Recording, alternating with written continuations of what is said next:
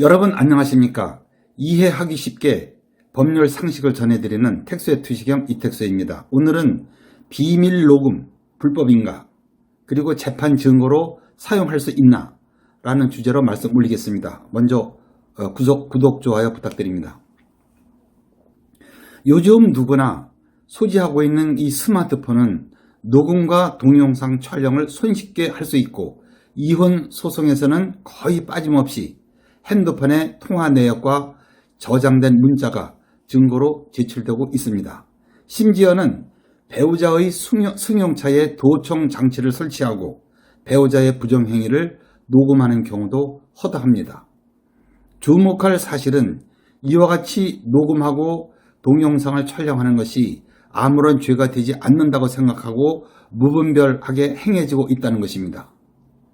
이 시간에는 비밀 녹음이 어떠한 경우에 허용이 되고 보통은 녹음 내용을 녹취서로 만들어 법원에 증거로 제출하는데 재판 실무에서는 녹음 내용을 어느 정도로 재판의 증거로 인정하는지에 대하여 여러분이 기본적으로 꼭 아시고 계셔야 할 사항을 항목별로 나누어 말씀드리겠습니다.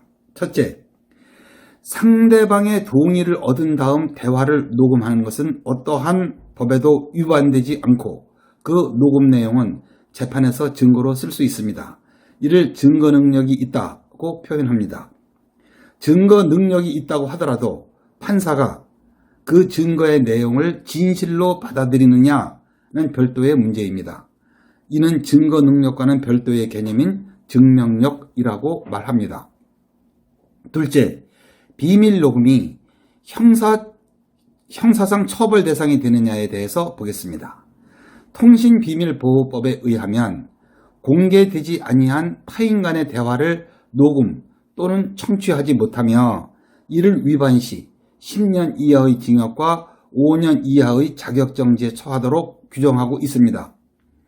통신비밀보호법은 타인 간의 대화를 제3자가 녹음하는 경우에만 처벌 대상이 된다고 규정하고 있기 때문에 대화의 직접 당사자가 상대방의 동의 없이 녹음하는 경우에는 처벌 대상이 되지 않습니다. 한편 개인정보보호법에 의하면 당사자의 동의 없이 개인정보를 수집 및 활용하거나 제3자에게 제공, 유포, 청취하게 하는 행위를 할 수가 없고 이를 어길 시 5년 이하의 징역이나 5천만 원 이하의 벌금에 처하도록 규정하고 있습니다. 즉 상대방의 동의를 얻어서 정당하게 녹음을 한 경우라도 이를 제3자에게 제공할 경우에는 별도의 동의를 받아야 하고 동의를 받지 않고 그러한 행위를 하면 형사처벌 대상이 된다는 것입니다. 그러나 녹음 내용을 불특정 다수인에게 유포하면 별도로 형법상의 명예훼손죄가 될 수 있다는 사실도 명심하여야 할 것 같습니다. 셋째, 통신비밀보호법에 위반되면 당연히 타인의 음성권 침해가 돼서 민사상 불법행위가 성립되어 손해배상 책임을 질 수 있습니다. 반면에 대화 당사자가 상대방의 동의 없이 비밀로 녹음을 하는 것은 통신비밀보호법에 위반되지 않는다고 했는데 그렇다면 상대방 동의 없이 비밀 녹음을 하면 민사상 위자료 등 불법행위 책임이 전혀 없는가? 이에 대하여 우리 대법원은 음성권 침해가 공개된 장소에서 이루어졌거나 민사소송의 증거를 수집할 목적으로 이루어졌다는 사유만으로는 정당화되지 않는다고 판결한 예가 있습니다. 즉 원칙적으로 불법행위가 성립한다는 취지입니다. 그러나 실제로는 비밀로 녹음을 했더라도 그 대화가 공개된 장소에서 여러 명이 듣고 있는 상태에서 이루어진 경우에 불법행위로 보지 않는 예가 많습니다. 또 녹음자에게 비밀 녹음을 하는 것이 정당한 목적이 있는 경우 예컨대 상대방이 심한 욕설과 언어 폭행을 하는 순간을 증거로 남기기 위해서 녹음한 경우 불법행위를 인정하지 않는 예가 있습니다. 즉 정당행위로 본 것입니다. 여러분께서는 이렇게 하시면 되겠습니다. 비밀 녹음은 원칙적으로 불법행위가 성립하여 배상 책임이 뒤따른다. 다만 피치 못할 사정이 있다면 설령 책임이 인정된다고 하더라도 그 책임이 그다지 크지 않다라고 보시면 되겠습니다. 넷째, 비밀 녹음이 재판에서 증거로 사용될 수 있는가에 대하여 보겠습니다. 이에 대하여는 형사재판과 민사재판에서 달리 취급되고 있습니다. 우선 형사재판에 관해서 보겠습니다.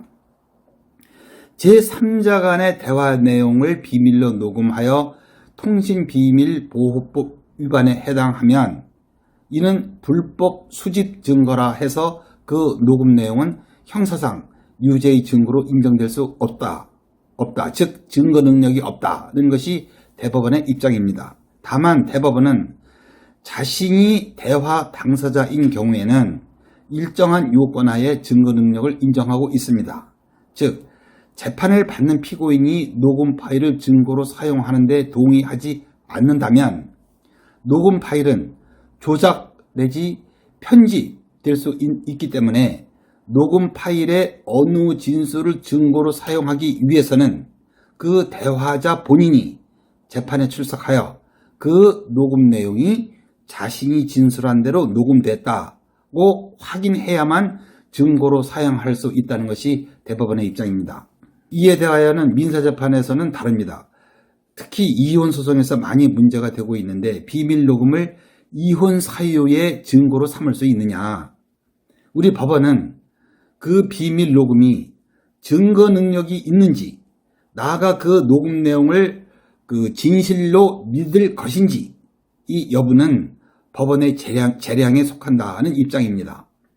이 말은 비록 통신비밀보호법을 위반하여 불법으로 수집된 비밀 녹음이라고 하더라도 민사재판에서는 증거로 사용될 수 있느냐는 판사의 재량으로 결정된다는 말입니다.